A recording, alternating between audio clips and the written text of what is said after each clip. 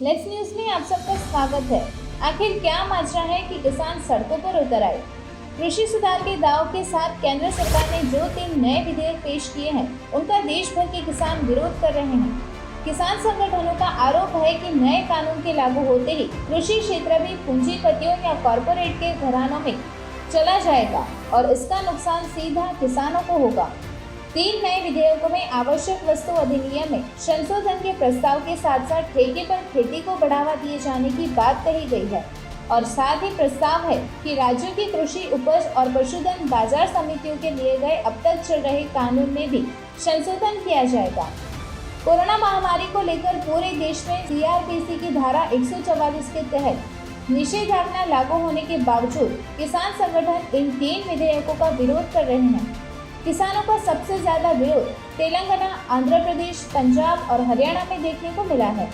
पंजाब के मुख्यमंत्री अमरिंदर सिंह ने बुधवार को किसानों से अपील की है कि वो अपने विरोध के क्रम में वाहनों की आवाजाही को ना रोके और रास्तों को ब्लॉक ना करे। इसी बीच निषेधाज्ञा के उल्लंघन के आरोप में जिन किसानों के खिलाफ मामले दर्ज हुए हैं, उन्हें भी मुख्यमंत्री ने वापस लेने की घोषणा की है। कृषि मंत्री नरेंद्र सिंह तोमर ने किसानों के उत्पाद, व्यापार और वाणिज्य विधेयक, मूल्य आश्वासन और कृषि सेवा विधेयक, किसानों समझौता विधेयक और आवश्यक वस्तु, जिन्हें लोकसभा में भी पेश किया, जो इससे संबंधित अध्यादेशों की जगह लेंगे। मंगलवार को आवश्यक वस्तु विधेयक लोकसभा से पारित भी हो गया है। हालांकि जेपी नड्डा ने कहा है कि विधेयक किसानों के लिए लाभकारी होंगे। भारतीय जनता पार्टी के अध्यक्ष जेपी नड्डा ने बुधवार को एक संवाददाता सम्मेलन में तीनों विधेयकों को महत्वपूर्ण, क्रांतिकारी और किसानों के लिए लाभकारी की संज्ञा दी। उन्होंने आरोप लगाया कि विधेयकों को लेकर कांग्रेस सिर्फ राजनीति कर रही है। हालांकि राष्ट्रीय जनतांत्रिक गठबंधन यानी कि एनडीए के प्रमुख घटक शिरोमणि अकाली दल ने भी इन विधेयकों को लेकर चिंता जताई है, लेकिन नड्डा का कहना था कि शिरोमणि अकाली दल से सरकार ने इस पर बात की है, लेकिन अकाली दल ने इस मामले में अपने सांसदों को इन विधेयकों के खिलाफ वोट करने को कहा है। अकाली दल के सांसद और पार्टी अध्यक्ष सुखबीर सिंह बादल ने भी इन विधेयकों का विरोध किया है। उन्होंने कहा कि राज्यों की पशुधन बाजार समितियां भी पहले की ही तरह काम करेंगी और किसानों को उनका न्यूनतम समर्थन मूल्य भी उसी तरह मिलेगा। जहां तक रही बात ठेके पर खेती की, तो उनका कहना था कि ठेका सिर्फ उत्पाद पर होगा, न कि जमीन पर, जिसका मालिकाना हक किसानों के पास ही रहेगा। सीटू के उपाध्यक्ष ज्ञान शंकर मजूमदार ने मीडिया से बातचीत करते हुए आरोप लगाया कि तीनों विधेयक एक बार फिर से किसानों को बंधुआ मजदूरी में धकेल देंगे। उनका कहना था कि अब पशुधन और बाजार समितियां किसी इलाके तक सीमित नहीं रहेंगी।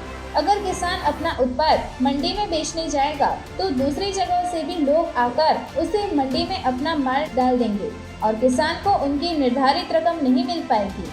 उनका कहना था कि नए विधेयक की वजह से इन समितियों के निजीकरण का मार्ग भी प्रशस्त हो जाएगा। ठेके पर खेती के मामले में किसान संगठनों का कहना है कि जो कंपनी या व्यक्ति ठेके पर कृषि उत्पाद लेगा, उसे प्राकृतिक आपदा या कृषि में हुआ नुकसान से कोई लेना देना नहीं होगा।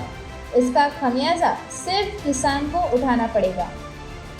Indian national trade union Congress के सचिव के राजीव अरोड़ा कहते हैं कि अगर किसी भी कारण से फसल का नुकसान हो जाता है, तो सिर्फ किसान को ही उस नुकसान को झेलना पड़ेगा, क्योंकि ठेके पर खेत लेने वाले को उससे कोई मतलब नहीं होगा।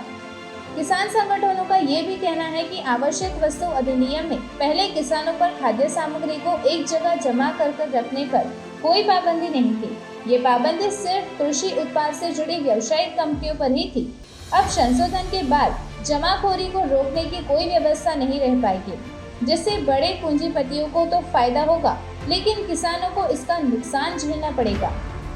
जहां तक भारतीय जनता पार्टी के अध्यक्ष जेपी नड्डा के आश्वासन की बात है कि न्यूनतम समर्थन मूल्य पर तीनों विधेयकों का असर नहीं पड़ेगा, तो अखिल भारतीय किसान सभा का कहना है कि इन्हें इस आश्वासन पर विश्वास नहीं है। इसलिए किसानों का आंदोलन तब तक जारी रहेगा जब तक इन विधेयकों को सरकार वापस नहीं ले लेती।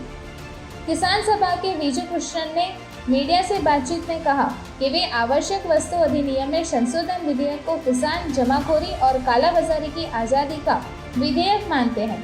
इन विधेयकों को किसान मंडी तोड़ों, न्यूनतम समर्थन मूल्यों को खत्म करने वाले और कॉरपोरेट ठेका खेती को बढ़ावा देने वाले विधेयक के रूप में देख रहे हैं।